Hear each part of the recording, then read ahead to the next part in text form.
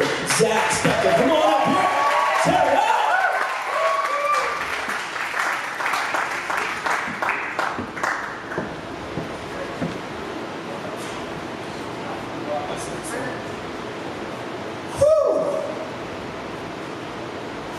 Talk about an introduction.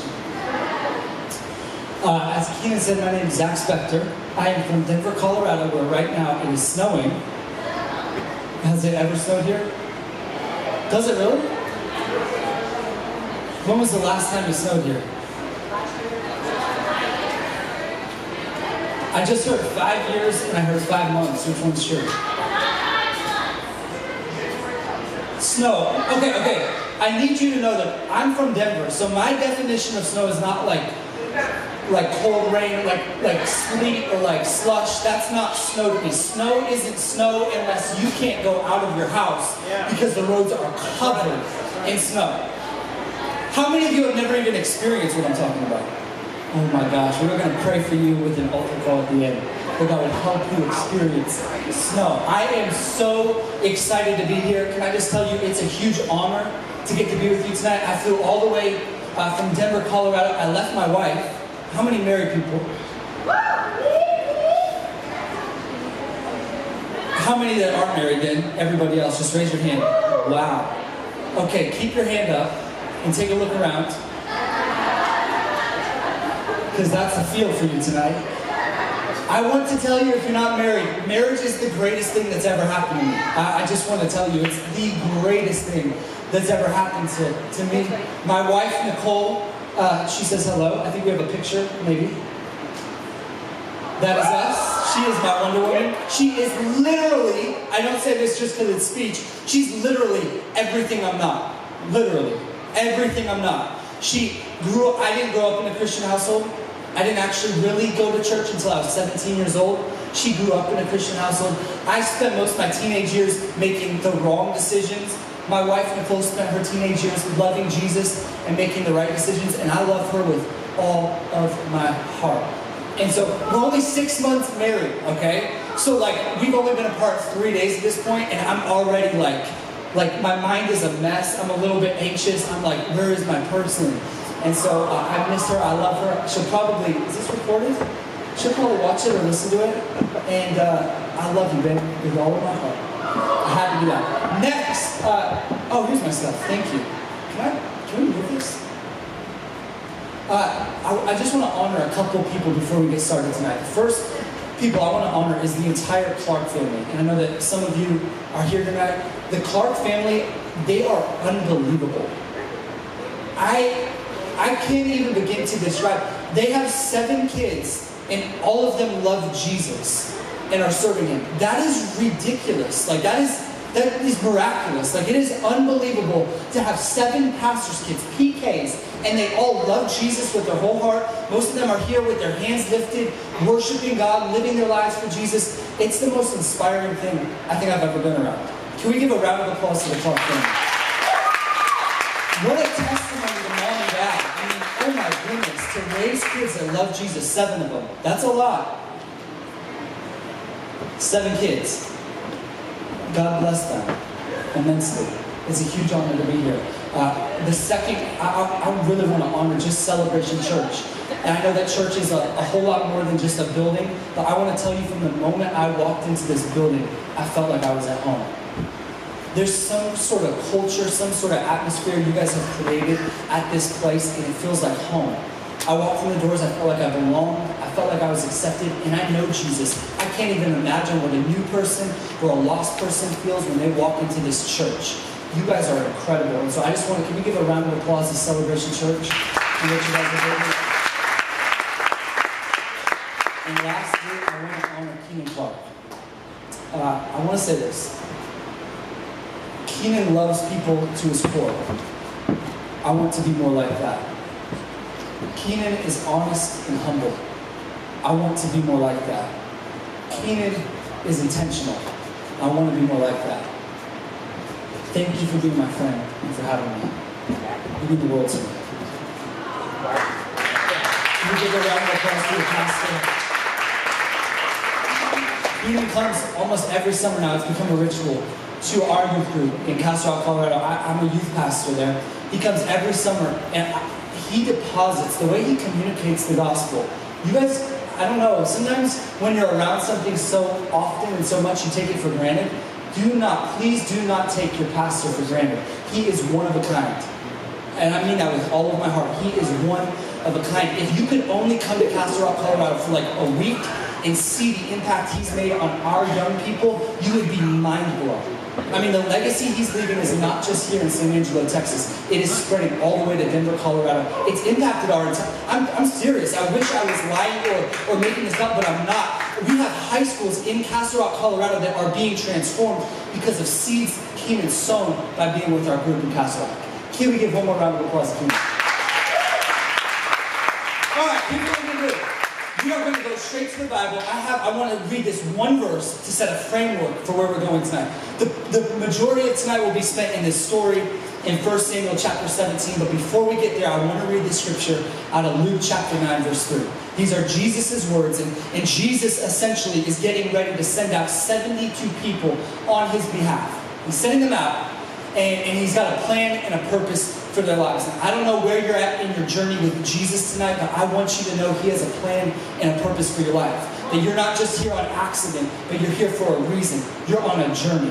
And Jesus is about to send his people out on a journey. And I think it's really important, even just the way that he gives his speech. We're only going to read the first line. I want you to hear it. He says this. Jesus looks at them and he says, take nothing for your journey. No staff, no bag, no bread, no money. And do not have 2 tunics. He says, take nothing for your journey. The message I want to preach tonight is a message I've titled, All You Have is All You Need. All you have is all you need. If you leave hearing nothing else I say to you tonight, I came from Denver, Colorado to tell you that all you have is all you need. I know that we live in a culture that's looking left and right, trying to find the next best thing or the next best self-improvement method or mode or model, but you don't need anything else. Jesus has given you all that you need. So tonight we're going to look at, and this is I love the song we sang, Here Again. I love it because it's the story of a journey. And we're all on a journey. And David, where we find him in 1 Samuel chapter 17, is on a journey. He's on a journey. Up to this point, he's been anointed to be the next king, but he's currently with the sheep. He's a shepherd. And his brothers are all out at war, and they're doing what they're supposed to do, but little David is still tending the sheep until this moment in 1 Samuel 17. This is a moment where his dad comes to him, and he gives him a new assignment. Let's read it. In 1 Samuel chapter 17. Verse 17 and 18 says, And Jesse, his father, said to David his son, Take for your brothers an ephah of this parched grain and these 10 loaves, and carry them quickly to the camp to your brothers. Also take these 10 cheeses to the commander of their 1,000. See if your brothers are well, and bring some token from them. He started that off by saying, take for your brothers, ... Some old, ancient language. Essentially what he was saying is take for your brothers a Lunchable. Take for your brothers lunch. Go give them some food. They're out on this journey. They're out at the war. Take for them this Lunchable. And I think of it a lot like I'm a huge sports fan. Huge. And so probably every illustration I share tonight is going to be about sports. It's just kind of the way that I am. My mind literally just works in sports. Do we have any sports fans? Okay, good. This moment right here in the story reminds me of a minor league baseball player. Baseball, if you don't know, in professional baseball, it works in stages. So you start at the bottom of the barrel. You start in single A baseball. From single A, you get a call. In baseball, you get a call. In other sports, you kind of sit down with the head coach and he has a conversation with you, and that's how it works. But in baseball, you get promoted by a call from the coach of the team that's above you. So if you're in single A, the double A coach will call you and he'll say, hey, you've been promoted. You're going to get on a bus or get in a van and you're going to travel up here because you've been promoted. You get a call. And you go from single A to double A to triple A to the majors. That's the big leagues. And they call it a call to the show, to the majors. And what I think in this moment is of that. I think that David, his dad has come to him and he gives him this call. David is anointed king, and he has to be thinking, Dad's calling me. There must be this really big assignment or task that he has for me to complete. He gets this call. His dad calls him, and he goes over to his dad, and his dad's like, hey, son. And David's got to be so antsy. You know, like, what is it, Dad? And he looks at him and he says, this is what you're going to do. You're going to take your brothers this sack lunch. Single A to double A? I thought I was going to the majors. He gets a call from single A to double A. He just gets out, hey, I'm not asking you to go fight in the war. I'm not asking you to go do anything other than to bring your brothers this sack lunch. From David, 2 brothers. David was sent to his brothers. The first thing, do we take notes here? Do we? I hear your pastor say yes. I'll tell you this, in Castle Rock, we bribe our teenagers. We bribe them. We give them candy if they take notes. And I'm not going to give you candy tonight, but I did hear that there was pizza rolls at the end. And I don't know if I have the authority to tell you you have to take notes to get the pizza rolls, but if I have that authority, I tell you you have to take notes. We tell our teenagers, on paper, on purpose. You put it on paper, it's for a purpose. On paper, on purpose. Okay, if you're taking notes, the first thought I want to give to you tonight, as we're on our journey, as we're in our story, and the answer, the problem I want to solve tonight is I'm stuck or stagnant, and therefore I'm unable to get to where I want to go. I'm stuck, and I'm unable to get to where I want to go, to where God's called me, to the dream, to the passion, to the purpose, to the place God's called me. I can't get there, I'm stuck. 3 things I want to give you tonight to help you get to where God's called you to go. The first thing is avoid sizing it up. Avoid sizing it up. In high school basketball, we would kind of, the whole week leading up to our game on Friday night, we would spend the entire week in our coach's room watching film and watching the opponent. And what we were doing is we were sizing them up. And if you've played sports, you've probably heard this idea of sizing up the opponent. And this is what we would do. We would watch film and we would size them up. And I'm not going to try to make it out to say, like, there's great basketball players where I come from. It's Denver. They're mostly, like, skinny white guys, like me. But this is what we would do. We would size them up. We would watch the film, and then we would be practicing. We'd be getting ready for the game. We'd show up. We'd get there. We'd come out of the locker room, and we'd look at them doing their warm-ups, and we'd size them up. We would size up the opponent. We would look at them, and we would say, you're not that big. You're not that tall. Probably not that good. We can beat you. We would size them up. And it's one thing to do that in basketball. It's another thing when we take that principle and we do it in life. And I think that a lot of us have created this habit of applying that to life. We look at the assignment that we've been given by God and we size it up. We size it up compared to our friend or our role model or our inspiration or a celebrity. We size up our assignment and it limits us. We put ourselves in these boxes and we size ourselves up and we put ourselves in these boxes and we can't go anywhere. I become stuck and stagnant because I'm here looking at what Keenan's doing and the size of his church and his group and his ministry, and I'm stuck. I'm stuck. I'm stuck sizing it up. And I want to say this, when you're secure in your identity, you don't size up assignments because your assignments don't define you. When you're secure in your identity, you don't size up your assignments because your assignments don't define you. Do you know what I'm saying there? I'm saying that my assignment doesn't define me. I don't care how big it is. I don't care how small it is. My assignment doesn't define me. I don't get my worth from the size of my assignment. So Keenan can do what Keenan does, and I can do what I do, and we can both be great. I can look to the left, I can look to the right, and I can celebrate them, not compare with them. Sizing it up limits us and it hinders us from being who God's called us to be. Check this out. David. He was on assignment to bring a meal. He ended up being part of a miracle. This story is the David and Goliath story. A lot of people are confused thinking his assignment was to slay Goliath. It wasn't. His assignment was to bring lunch to his brothers. Because you see, God wants to use your assignment to get you in the right place at the right time. God wanted to use the assignment, bring lunch to your brothers, just to get David to the place where Goliath was.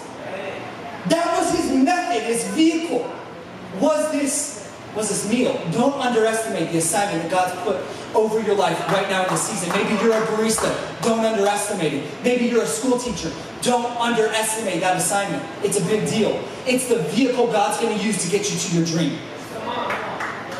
The vehicle God uses to get you to your dream is this current assignment. But we've got a culture of people that are praying, God, do big things. And we're stuck praying, God, I want to preach to thousands. God, I want to be there. I want to be a doctor. I want to be a lawyer. I want to be... And God looks at us and he says, big things start small. Big things start small. They start in a seed form. The Bible teaches us that if we're faithful with little, we'll be entrusted with much. You've got to be found faithful with little. Don't size up your assignment. Don't size it up. Your neighbor's assignment is not your assignment. You're sizing yourself up in an unfair way. You're not held to the same standards in terms of assignment. They're held to the standard of their assignment. And so are you. Just rock what you got. Own that thing, man. You're a teacher, own it. You're a barista, own it. You're a firefighter, own it. Lawyer, own it. Doctor, just own it right where you're at. The reason you're stagnant might be because you're stuck sizing up your assignment. That could be the reason that you're stuck. The second thing I want to talk about is avoid a roadblock called people. Avoid roadblocks called people. I want to preface this by saying I love people with all of my heart, and I don't think we can get to our destiny without people. But I do think that there are times in our lives where people will be a roadblock keeping you from where God wants you to go. And as we read this story about David, David is bringing this sack lunch to his brothers. And what we read on this journey is that David was faced with some roadblocks. Some roadblocks, these people. The first person he faces is Eliab. Let's read the story. 1 Samuel chapter 17. It goes on and it says, but when David's oldest brother Eliab heard, he didn't even see David, he heard David talking to the men, he was angry. What are you doing around here anyway? He demanded. What about those few sheep you're supposed to be taking care of? Eliab asked him, what are you even doing here? Aren't you supposed to be with the sheep? Isn't that your assignment? David, and you've got to understand that Eliab is David's oldest brother. So this is probably the person David looked up to the most. Not only was he a role model for David, he was also the person David was sent to. Remember this lunch bag? Who was it supposed to go to? His brothers. David gets to his brothers, and they're the ones that reject him. What happens when the people that you're sent to are the ones that reject you? What happens when David comes on assignment to meet his brothers and they reject him? The person he's looking at for affirmation and affection and attention and all of these things does nothing but put him down and say, what are you even doing here? Go back to where you came from. That's what he tells them. Woo, boy. How do you handle that one? How do you handle that roadblock? Don't be surprised when the people you're sent to are the people who reject you. Don't be surprised if you're a barista and somebody throws a latte in your face. Don't be surprised if you're a teacher and your students don't listen to you. Don't be surprised when you're a youth pastor and your students are doing exactly the opposite of what you've been preaching to them for years. It's like you're 18 now, you're about to go to college. Quit doing that stuff. Don't be surprised. It didn't just happen to David, it happened to Jesus. What does the Bible say in John chapter 1, verse 11? It says this, it says, he came to his own people, and even they rejected him. Jesus came to his own people, and even they rejected him. David went to his brothers, and the first roadblock David hits is Eliab. The next person he hits is Saul. And I think that we have this assumption. We assume that people close to us will be aware of our assignment. We think that people close to us should be aware of my assignment. Like the people around me, they should be aware of my assignment, of where God's calling me, and they should help me get to where I'm going, but sometimes they don't. David showed up and they were trying to keep him from getting to where he was going. David knew, man, this assignment's bigger than just a lunch. God's got something for me in the season. And his brother was a roadblock. I gotta say this. Find your identity in the author of your assignment, not the audience of your assignment. A lot of people are living their lives and finding their identity in the audience of their assignment. Don't find your identity in the audience of your assignment. Find it in the author. I cannot sit here and look at your reactions and find my identity based on the audience of my assignment. And you can't either. If you are living your life based on the audience of your assignment, it's not going to take you very far. You'll be stuck. You've got to give that thing up and say, God is the author of my assignment. God is the author of my identity, and if God says it, I can do it. If God sent me, He'll show up and He'll be there for me. The second person, he first sees Eliab. The second person he sees is Saul. And Saul says this. He says, or David says this to Saul. He says, don't worry about this Philistine. I'll go fight him. Don't be ridiculous, Saul said. There's no way you can fight this Philistine and possibly win. You're only a boy. And he's been a man of war since his youth. Saul looks at David and he says, don't be ridiculous. You're only a boy. What is he saying there? Facts. Big facts. Those are big facts. You're only a boy. It's a fact. David had to fight the fact with faith. That's how we fight the facts. It's with faith. Facts versus faith. The facts may be you just got an F. The facts may be you just got cut from the team. The facts may be you just got fired. But that doesn't mean that your faith isn't still your faith. Check this out. Facts say I'm sick. Faith says I'm healed. Facts say I'm broke, but my faith says I'm rich. Facts say I'm not enough, but faith says I'm more than enough. I have faith that is bigger than my facts. Do you? Do you have faith that's bigger than the facts? That's bigger than what you're seeing with your own eyes? Because we don't walk by sight, we walk by faith. We walk by faith. David has to walk by faith and say, yes, Saul, you're right. You're right, I am only a boy.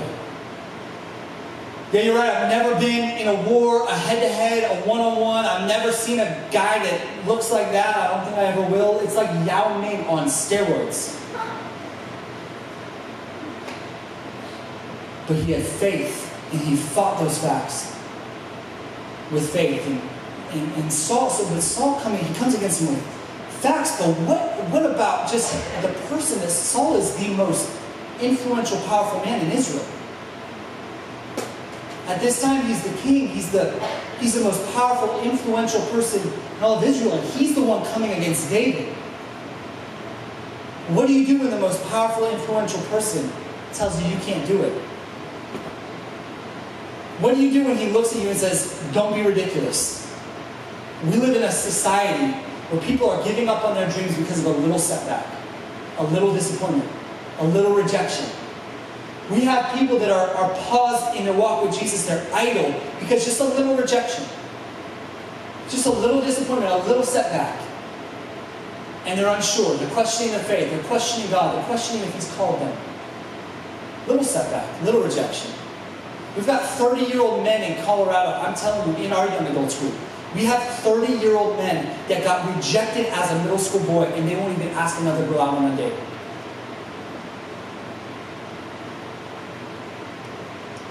What are you doing?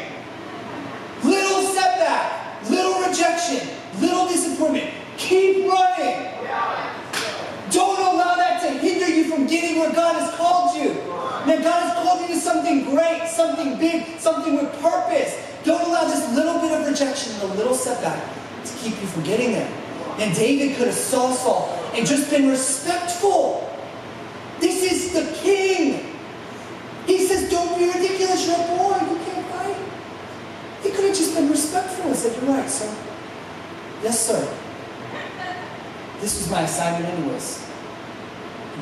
We've got a lot of young people in our world handing it over, and turning back. You're right.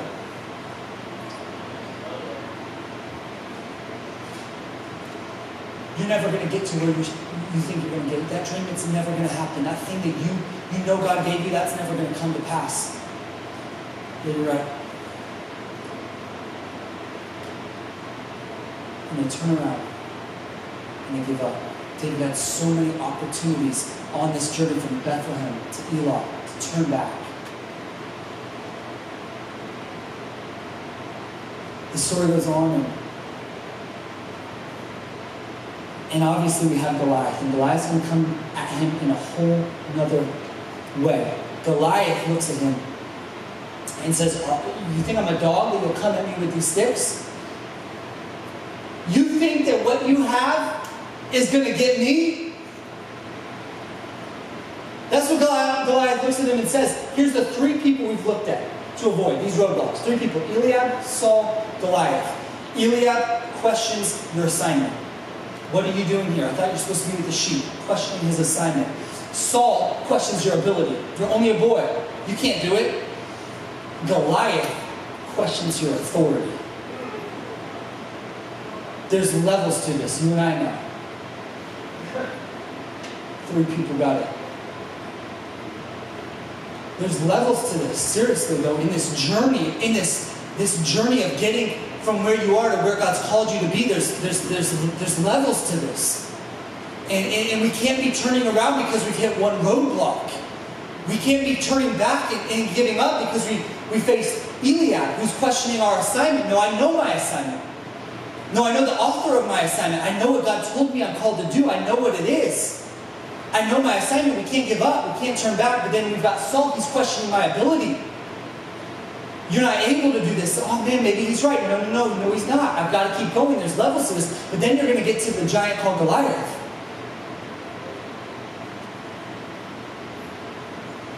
And he's going to question your authority. You're coming at me with a stick? What does David do when Goliath comes against his authority? I love what he says. He literally pulls a biblical Babe Ruth. Have you read the story? Do you know where I'm going? He literally pulls a Babe Ruth. He calls his shot.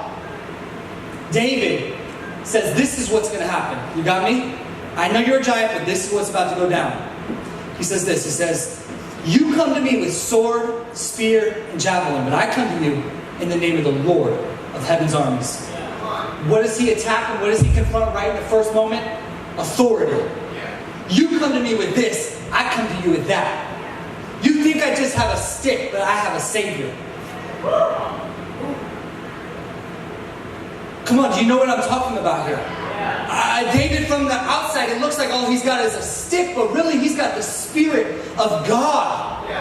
The very living Spirit of God on the inside of him, fueling him and giving him the faith and the ability to stand up against this giant and say, you will go down. You will bow down.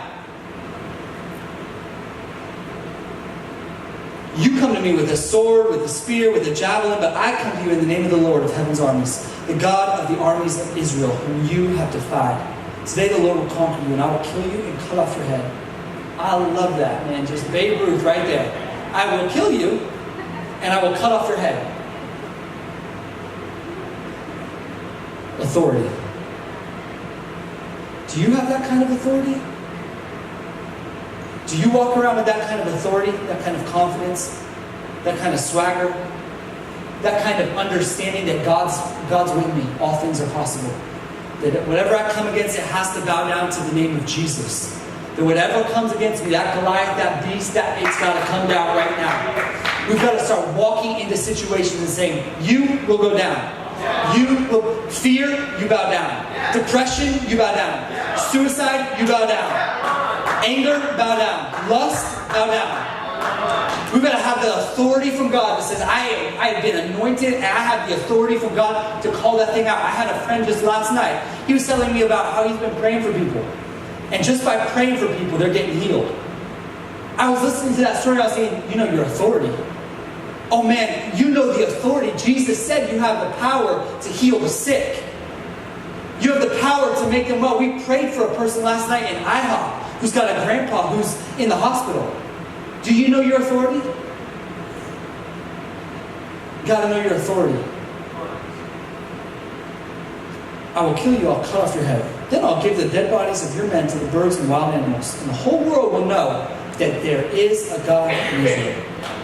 And everyone assembled here will know that the Lord rescues his people, but not with sword and spear. Check this out. David is telling him, people will know that God rescues his people, but not the way you think he does. Not with the sword and the spear.